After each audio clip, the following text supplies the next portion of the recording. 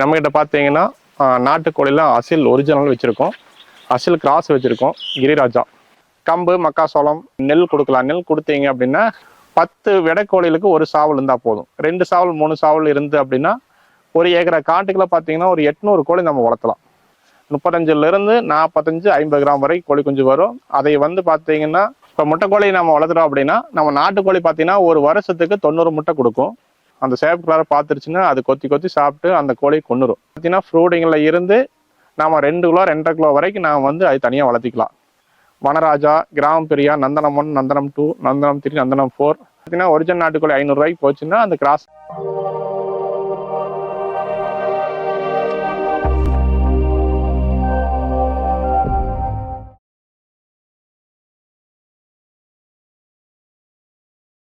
அனைவருக்கும் வணக்கம். என்னோட நேம் பார்த்தீங்கன்னா வெங்கடாச்சலம்.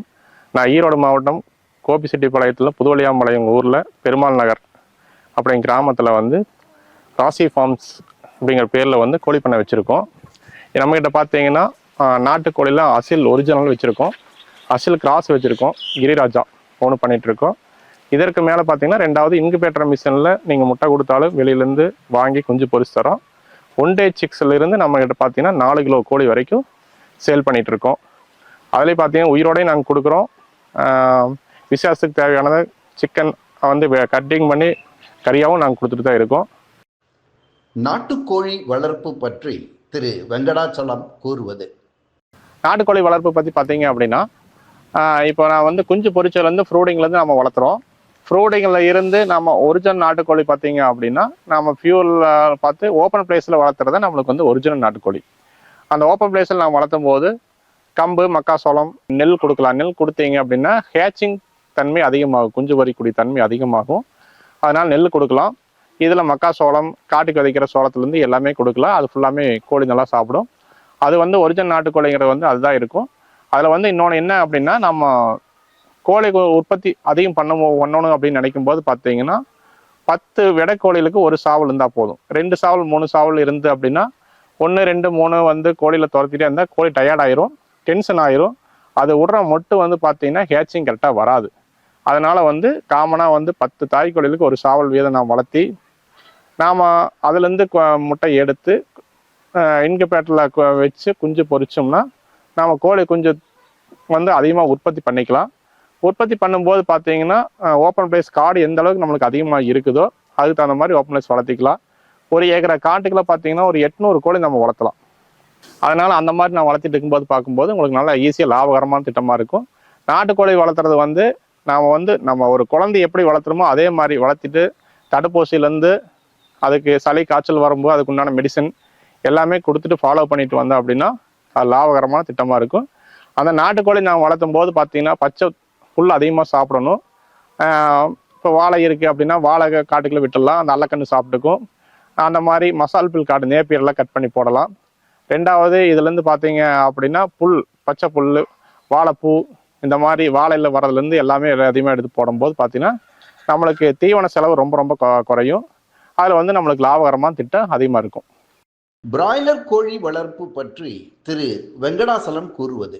பிராய்லர் கோழி வளர்ப்பு பற்றி பார்த்தீங்க அப்படின்னா கொஞ்சம் வேலை அதிகமாக இருக்கும். ஃப்ரூடிங் நம்ம கொடுக்குறோம். அது வந்து செட்டு பார்த்தீங்கன்னா ஒரு கோழி பிடிச்சிட்டு போனதுக்கப்புறம் கோழி குப்பை எல்லாமே எடுத்து வெளியில் வலிச்சு கொட்டிட்டு ஃபார்மலின் மருந்து அடித்து அதுக்கப்புறம் படுத்தா ஃபுல்லாக க்ளோஸ் பண்ணி விட்டு ஃபார்மலின் மருந்து ரிவர்ஸ்லேயே அடிச்சுட்டு வர்றோம்.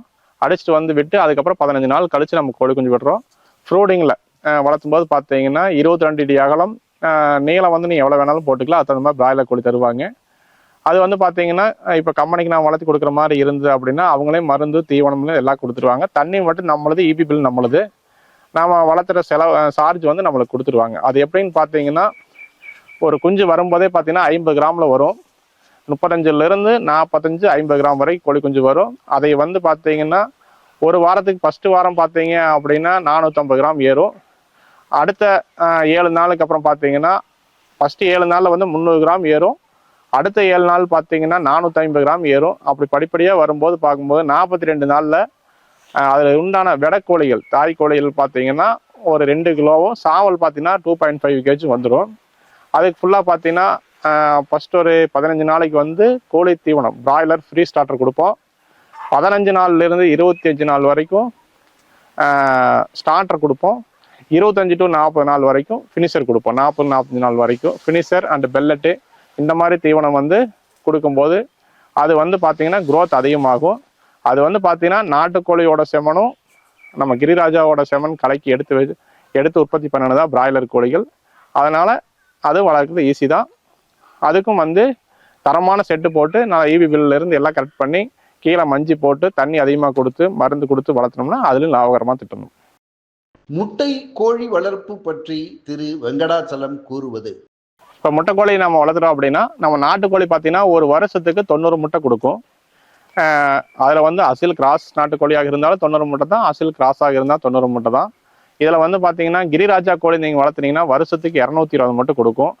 இதே கைராளி எடுத்து வளர்த்துனீங்கன்னா அதுவும் வருஷத்துக்கு 220 மட்டும் கொடுக்கும். இதே நந்தனம் 1 அந்த நாட்டுக்கோழி எடுத்து வளர்த்தினாலும் வருஷத்துக்கு நம்மளுக்கு 220 மட்டும் கொடுக்கும்.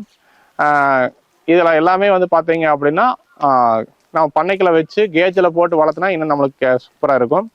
இது நாம் ஓப்பன் பிளேஸில் வளர்த்தினாலும் ஒரு 10-20 முட்டை கொஞ்சம் குறைவாக இருக்குமே தவிர மித்தபடி நம்மளுக்கு பிரச்சனை எதுவும் வராது.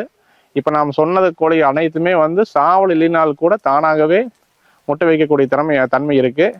இதில் PV380 அப்படின்னு பார்த்தீங்கன்னா அது ஒரு வருஷத்துக்கு 260 மட்டும் கொடுக்கும். அந்த திறமை இருக்குது. அதனால் பார்க்கும்போது நீங்கள் நாட்டுக்கோழியிலேயே பார்த்தீங்கன்னா இந்த 3-4 விதமான நாட்டுக்கோழி இருக்குது.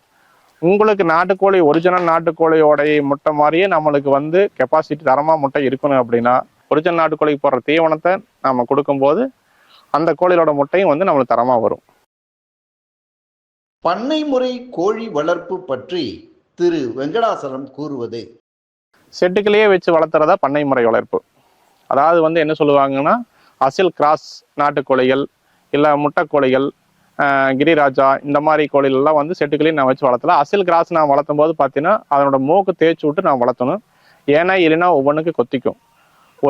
ஒரு கோழியில் வந்து ரத்தத்தை பார்த்துருச்சு, அந்த சேப்பு கலரை பார்த்துருச்சுன்னா அது கொத்தி கொத்தி சாப்பிட்டு அந்த கோழியை கொன்னுரும். அதுக்காகத்தான் வந்து பண்ணை முறை வளர்ப்புகளில் பார்த்தீங்கன்னா நாம் வந்து மூக்கு 18 நாள்லேருந்து 24 நாளைக்கெல்லாம் ஏதாவது ஒரு நாளில் மூக்கு தேய்ச்சி விட்டு ஹீட்டரில் வச்சு மூக்கு தேய்ச்சிடுவோம். மூக்கை தேய்ச்சி நாம் வளர்த்துறோம். அது வந்து பார்த்தீங்கன்னா பிராய்லரோட சேமே தான். பிராய்லருக்கு நாம் என்ன ஃப்ரூடிங் வாட்டர் ட்ரிங்கர்லேருந்து தண்ணி கொடுத்தோம், ஃப்ரூடிங்லேருந்து கொடுக்குறோம் அப்படின்னா அதே மாதிரி வந்து 6 அடிக்கு ஒவ்வொரு ட்ரிங்கர் ஒரு ஃபீடர் கொடுத்து நம்ம தீவனம் போட்டு பண்ணைக்குள்ளேயே நாம் வளர்த்தினாலும் நல்ல லாபகரமான திட்டமாக இருக்கும். அது வந்து பார்த்தீங்கன்னா ஃப்ரூடிங்கில் இருந்து நாம் 2 கிலோ 2.5 கிலோ வரைக்கும் நாம் வந்து அது தனியாக வளர்த்திக்கலாம். அது பண்ணை முறையில் வந்து பார்த்தீங்கன்னா அசில் கிராஸு, கிரிராஜா, வனராஜா, கிராம பிரியா, நந்தனம் 1, நந்தனம் 2, நந்தனம் 3, நந்தனம் 4 இந்த மாதிரி கோழிகள், கைராளிகள் இது அனைத்துமே வந்து நாம் பண்ணை முறையில் வளர்க்கக்கூடிய கோழிகள். இது அனைத்துமே வந்து கறிக்கு நல்லா யூஸ்ஃபுல்லாக இருக்கும். அது வந்து பார்த்தீங்கன்னா ஒரிஜினல் நாட்டுக்கோழி 500 ரூபாய்க்கு போச்சுன்னா அந்த கிராஸ் நாட்டுக்கோழி ஒரு 300 ரூபாய்க்கு போகும். இதுதான் டிஃப்ரெண்ட்டு. அதுலேயும் வந்து நீங்கள் சாவல் தனியாக விடை தனியாக வளர்த்தும் போது உங்களுக்கு வந்து கோழிகளுடைய தன்மை வளர்ப்பு தன்மை வந்து மாறாது. ரெண்டாவது ஒவ்வொன்றும் சண்டை போட்டுக்காது. எல்லா கோழிலும் ஒரே ஈவனாக வளரும். ஒரு கோழி 2 கிலோ வந்திருக்கு, ஒரு கோழி 1 கிலோ வந்திருக்குங்க தன்மை இல்லாமல் தனித்தனியாக வளர்த்தும் போது பார்த்தீங்கன்னா ஒரே தன்மையாக இருக்கும். அதனால் அதுவும் நம்ம தரமான தொழில்.